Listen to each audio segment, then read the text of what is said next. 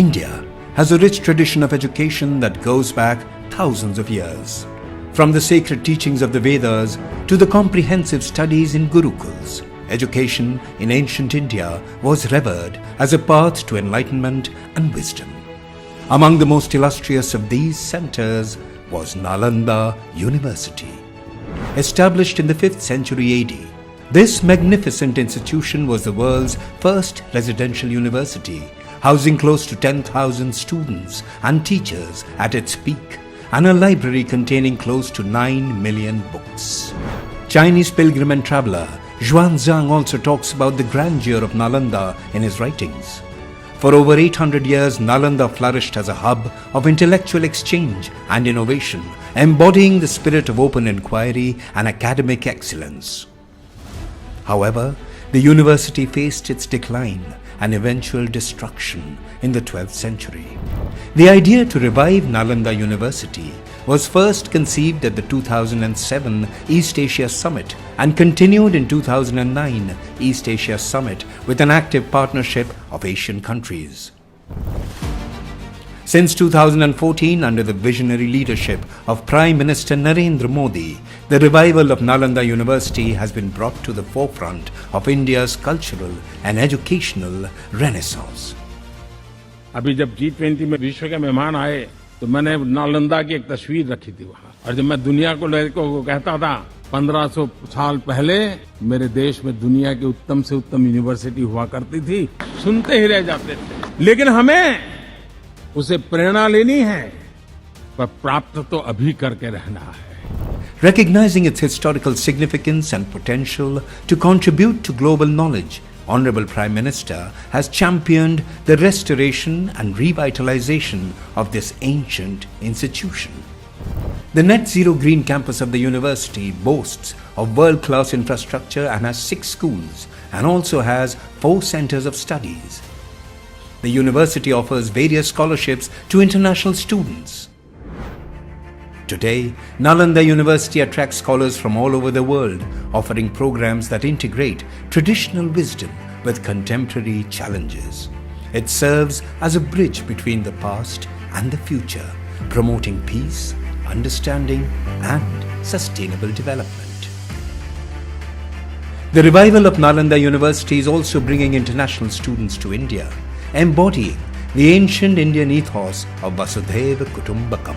The world is one family, truly making India a Vishwa Bandhu, a friend to the world.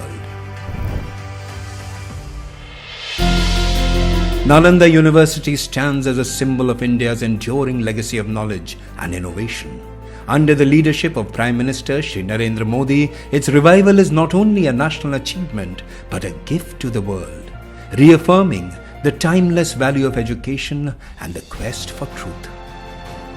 Join us in celebrating this renaissance of learning as Nalanda University continues to illuminate minds and inspire generations to come.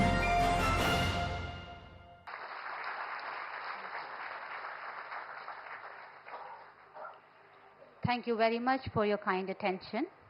Before we proceed any further, there is an announcement. There has been an interference with the interpretation device, which has been resolved now. The transmission is expected to be smooth now. Ano bhadraha kratuvo yantu vishvata.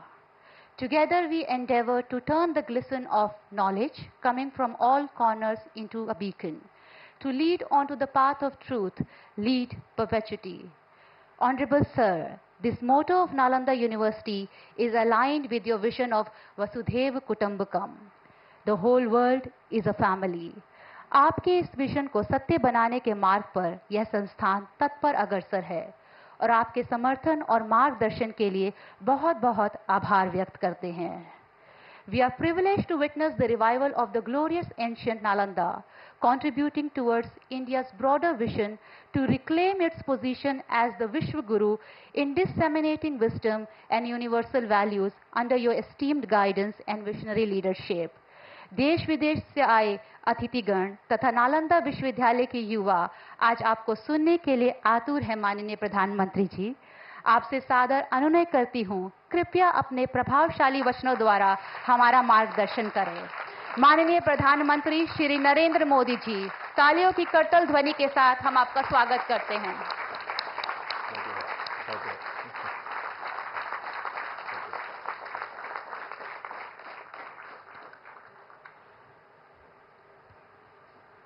कार्यक्रम में उपस्थित बिहार के राज्यपाल श्री राजेंद्र अर्लेकर जी, यहाँ के कर्मठ मुख्यमंत्री श्रीमान नीतीश कुमार जी, हमारे विदेश मंत्री श्री एस जयशंकर जी, विदेश राज्य मंत्री श्री पवित्र जी, विभिन्न देशों के एक्सेलेंसीज, एम्बेसडर्स, नालंदा यूनिवर्सिटी के वीसी प्रोफेसर, स्टूडेंट्स, उपस्थित साथियों, मुझे तीसरे कार्यकाल की शपथ ग्रहण करने के बाद पहले 10 दिनों में ही नालंदा आने का अवसर मिला है।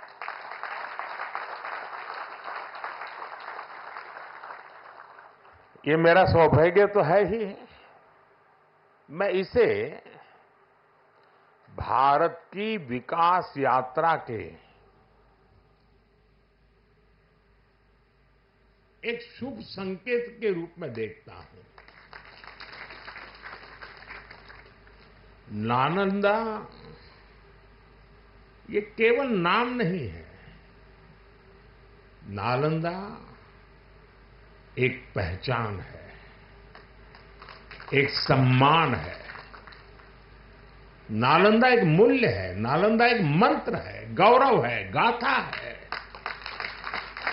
नालंदा है उद्घोष इस सत्य का कि आग की लपटों में पुस्तकें भले जल जाएं, लेकिन आग की लपटें ज्ञान को नहीं मिटा सकती।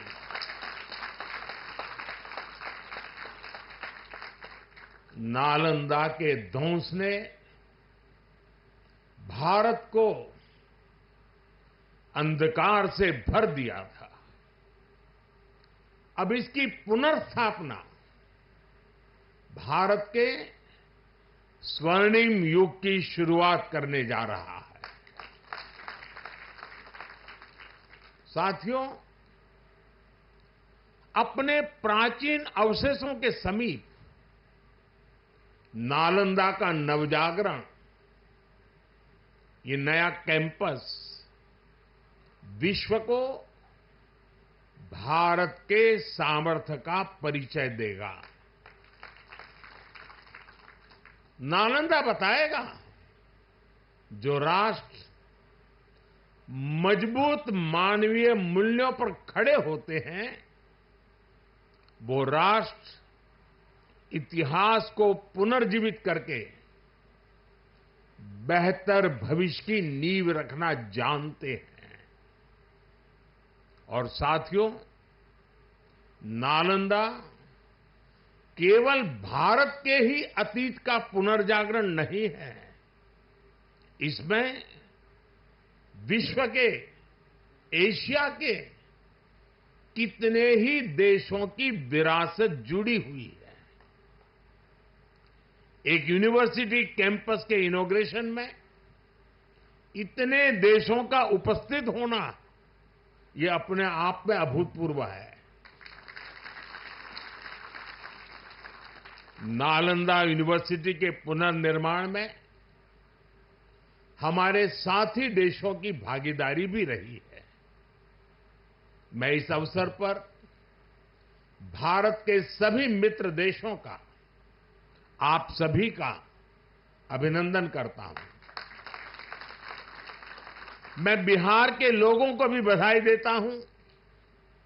बिहार अपने गौरव को वापस लाने के लिए जिस तरह विकास की राह पर आगे बढ़ रहा है, नालंदा का ये कैंपस उसी की एक प्रेरणा है।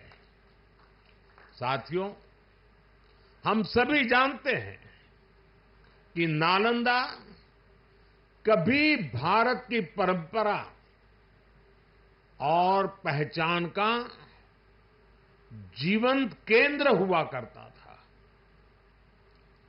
नालंदा का अर्थ है न अलम ददाति इति नालंदा, अर्थात जहां शिक्षा का, ज्ञान के दान का अविरल प्रवाह हो। शिक्षा को लेकर, एजुकेशन को लेकर यही भारत की सोच रही है। शिक्षा सीमाओं से परे है, नफा नुकसान के नजरिए से भी परे है। शिक्षा ही हमें गढ़ती है, विचार देती है और उसे आकार देती है। प्राचीन नालंदा में बच्चों का एडमिशन, उनकी पहचान, उनकी नेशनलिटी को देखकर नहीं होता था। हर देश, हर वर्ग के युवा यहां आते थे। नालंदा विश्वविद्यालय के इस नए कैंपस में हमें उसी प्राचीन व्यवस्था को फिर से आधुनिक रूप में मजबूती देनी है। और मुझे ये देखकर खुशी है कि दुनिया के कई देशों से यहां स्टूडेंट्स आने लगे हैं। यहां नालंदा में 20 से ज्यादा देशों के स्टूडेंट्स पढ़ाई कर रहे हैं। ये वसुधैव कुटुंबकम की भावना का कितना सुंदर प्रतीक है। साथियों, मुझे विश्वास है आने वाले समय में नालंदा यूनिवर्सिटी फिर एक बार हमारे कल्चरल एक्सचेंज का प्रमुख सेंटर बनेगी, जहां भारत और साउथ ईस्ट एशियन देशों के आर्ट वर्क के डॉक्यूमेंटेशन का काफी काम हो रहा है। यहां कॉमन आर्काइवल रिसोर्सेज सेंटर की स्थापना भी की गई है। Nalanda university ASEAN India university network बनाने की दिशा में भी काम कर रही है। इतने कम समय में ही कई लीडिंग ग्लोबल इंस्टीट्यूशंस यहां एक साथ आए हैं। एक ऐसे समय में जब 21वीं सदी को एशिया की सदी कहा जा रहा है, हमारे ये साझा प्रयास हमारी साझी प्रगति को नई ऊर्जा देंगे। साथियों, भारत में शिक्षा मानवता के लिए हमारे योगदान का एक माध्यम मानी जाती है। हम सीखते हैं ताकि अपने ज्ञान से मानवता का भला कर सके। आप देखिए, अभी 2 दिन ही के बाद ही 21 जून को इंटरनेशनल योगा डे है। आज भारत में योग की सैकड़ों विधाएं मौजूद है। हमारे ऋषियों ने कितना गहन शोध इसके लिए किया होगा, लेकिन किसी ने योग पर एकाधिकार नहीं बनाया। आज पूरा विश्व योग को अपना रहा है। योग दिवस एक वैश्विक उत्सव बन गया है। हमने अपने आयुर्वेद को भी पूरे विश्व के साथ साझा किया है। आज आयुर्वेद को स्वस्थ जीवन के एक स्रोत के रूप में देखा जा रहा है। सस्टेनेबल लाइफस्टाइल और सस्टेनेबल डेवलपमेंट का एक और उदाहरण हमारे सामने है। भारत ने सदियों तक सस्टेनेबिलिटी को एक मॉडल के रूप में जीकर दिखाया है। हम प्रगति और पर्यावरण को एक साथ लेकर चले हैं।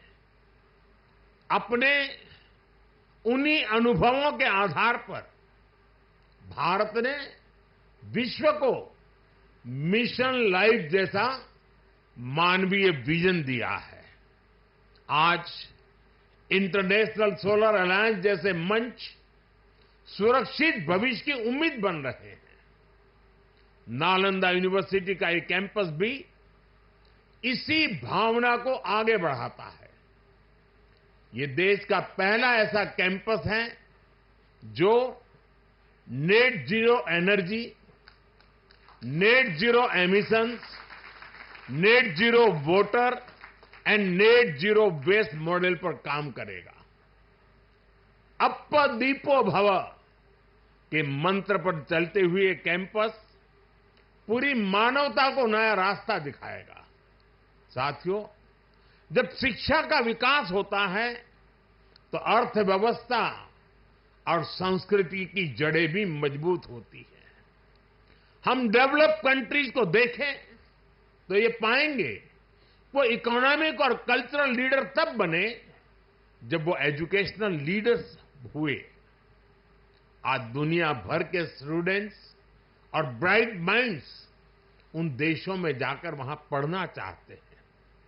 कभी ऐसी स्थिति हमारे यहां नालंदा और विक्रमशिला जैसे स्थानों में हुआ करती थी। इसलिए ये केवल संयोग नहीं है कि जब भारत शिक्षा में आगे था तब उसका आर्थिक सामर्थ्य भी नई ऊंचाई पर था। ये किसी भी राष्ट्र के विकास के लिए एक बेसिक रोड मैप है। इसलिए 2047 तक विकसित होने के लक्ष्य पर काम कर रहा भारत इसके लिए अपने एजुकेशन सेक्टर को उसका कायाकल्प कर रहा है। मेरा मिशन है कि भारत दुनिया के लिए शिक्षा और ज्ञान का केंद्र बने।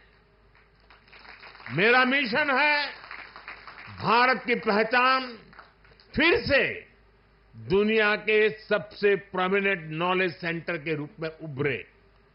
और इसके लिए भारत आज बहुत कम उम्र से ही अपने स्टूडेंट्स को इनोवेशन की स्पिरिट से जोड़ रहा है।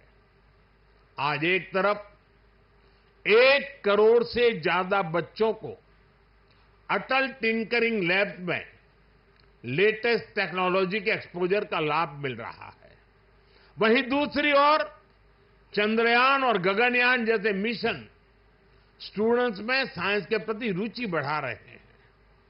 इनोवेशन को बढ़ावा देने के लिए भारत ने 1 दशक पहले स्टार्टअप इंडिया मिशन की शुरुआत की थी। तब देश में कुछ 100 ही स्टार्टअप थे, लेकिन आज भारत में 1,30,000 से ज्यादा स्टार्टअप है। पहले की तुलना में आज भारत से रिकॉर्ड पेटेंट फाइल हो रहे हैं, रिसर्च पेपर पब्लिश हो रहे हैं। हमारा जोर अपने यंग इनोवेटर्स को रिसर्च और इनोवेशन के लिए ज्यादा से ज्यादा मौके देने का है। इसके लिए सरकार ने 1 लाख करोड़ रुपए का रिसर्च फंड बनाने की घोषणा भी की है। साथियों, हमारा प्रयास है भारत में दुनिया का सबसे कॉम्प्रिहेंसिव और कंप्लीट स्किलिंग सिस्टम हो। भारत में दुनिया का सबसे advance research oriented higher education system हो। इन सारे प्रयासों के नतीजे भी दिखाई दे रहे हैं। पिछले कुछ सालों में भारतीय यूनिवर्सिटीज ने ग्लोबल रैंकिंग में पहले से काफी बेहतर परफॉर्म करना शुरू किया है। 10 साल पहले क्यूएस रैंकिंग में भारत के सिर्फ 9 शिक्षा संस्थान थे। आज इसकी संख्या बढ़कर 46 पहुंच रही है। कुछ दिन पहले ही Times Higher Education Impact ranking आई है। कुछ साल पहले तक इस रैंकिंग में भारत के सिर्फ 13 इंस्टीट्यूशंस थे, 13। अब इस ग्लोबल इंपैक्ट रैंकिंग में भारत के करीब 100 शिक्षा संस्थान शामिल हुए हैं। पिछले 10 वर्षों में औसतन भारत में हर सप्ताह एक यूनिवर्सिटी बनी है। भारत में हर दिन एक नई आईटीआई की स्थापना हुई है। हर तीसरे दिन एक अटल टिंकरिंग लैब खोली गई है। भारत में हर दिन 2 नए कॉलेज बने हैं। आज देश में 23 आईआईटीज हैं। 10 साल पहले 13 आईआईएम्स थे, आज ये संख्या 21 है। 10 साल पहले की तुलना में आज करीब 3 गुना यानी कि 22 एम्स है। 10 साल में मेडिकल कॉलेजों की संख्या भी करीब 2 गुनी हो गई है। आज भारत के एजुकेशन सेक्टर में बड़े रिफॉर्म्स हो रहे हैं। नेशनल एजुकेशन पॉलिसी ने भारत के युवाओं के सपनों को नया विस्तार दिया है। भारत की यूनिवर्सिटीज ने फॉरेन यूनिवर्सिटीज के साथ भी कोलैबोरेट करना शुरू कर दिया है। इसके अलावा डीकन और वुलुंगोंग जैसी इंटरनेशनल यूनिवर्सिटीज भी भारत में अपने कैंपस खोल रही है। इन सारे प्रयासों से भारतीय छात्रों को हायर एजुकेशन के लिए भारत में ही सर्वश्रेष्ठ शिक्षा संस्थान उपलब्ध हो रहे हैं। इससे हमारे मध्यम वर्ग की भी बचत भी हो रही है। साथियों, आज विदेशों में हमारे प्रीमियर इंस्टीट्यूट्स के कैंपस खुल रहे हैं। इसी साल अबू धाबी में आईआईटी दिल्ली का कैंपस खुला है। तंजानिया में भी आईआईटी मद्रास का कैंपस शुरू हो चुका है। और ग्लोबल होते भारतीय शिक्षा संस्थानों की तो ये शुरुआत है। अभी तो नालंदा यूनिवर्सिटी जैसे संस्थानों को भी दुनिया के कोने कोने में जाना है। साथियों, आज पूरी दुनिया की दृष्टि भारत पर है, भारत के युवाओं पर है। दुनिया बुद्ध के इस देश के साथ, मदर ऑफ डेमोक्रेसी के साथ कंधे से कंधा मिलाकर चलना चाहती है। आप देखिए, जब भारत कहता है one earth, one family and one future, तो विश्व उसके साथ खड़ा होता है। जब भारत कहता है वन सन, वन वर्ल्ड, वन ग्रिड, तो विश्व उसके भविष्य की दिशा मानता है। जब भारत कहता है वन अर्थ, वन हेल्थ, तो विश्व उसे सम्मान देता है, स्वीकार करता है। नालंदा की ये धरती विश्व बंधुत्व की इस भावना को नया आयाम दे सकती है। इसलिए नालंदा के विद्यार्थियों का दायित्व और ज्यादा बड़ा है। आप भारत और पूरे विश्व का भविष्य है। अमृतकाल के 25 साल भारत के युवाओं के लिए बहुत अहम है। ये 25 वर्ष नालंदा विश्वविद्यालय के हर छात्र के लिए भी उतने ही महत्वपूर्ण है। यहां से निकलकर आप जिस भी क्षेत्र में जाएं, आप पर अपनी यूनिवर्सिटी के मानवीय मूल्यों की मुहर दिखनी चाहिए। आपका जो लोगो है, उसका संदेश हमेशा याद रखिएगा। आप लोग इसे नालंदा वे कहते हैं ना, व्यक्ति का व्यक्ति के साथ सामंजस्य, व्यक्ति का प्रकृति के साथ सामंजस्य आपके लोगों का आधार है। आप अपने शिक्षकों से सीखिए, लेकिन इसके साथ ही एक दूसरे से सीखने की भी कोशिश करिए। Be curious, be courageous and above all be kind. अपनी नॉलेज को समाज में एक सकारात्मक बदलाव के लिए प्रयोग करिए। अपनी नॉलेज से बेहतर भविष्य का निर्माण करिए। नालंदा का गौरव, हमारे भारत का गौरव आपकी सफलता से तय होगा। मुझे विश्वास है आपके ज्ञान से पूरी मानवता को दिशा मिलेगी। मुझे विश्वास है हमारे युवा आने वाले समय में पूरे विश्व को नेतृत्व देंगे। मुझे विश्वास है नालंदा ग्लोबल कॉज का एक महत्वपूर्ण सेंटर बनेगा। इसी कामना के साथ आप सभी का मैं हृदय से बहुत बहुत धन्यवाद करता हूं और नीतीश जी ने सरकार की तरफ से पूरी मदद का जो आह्वान किया है उसका मैं स्वागत करता हूं। भारत सरकार भी इस विचार यात्रा को जितनी ऊर्जा दे सकता है उसमें कभी भी पीछे नहीं रहेगा। इसी एक भावना के साथ आप सबको बहुत बहुत शुभकामनाएं। धन्यवाद।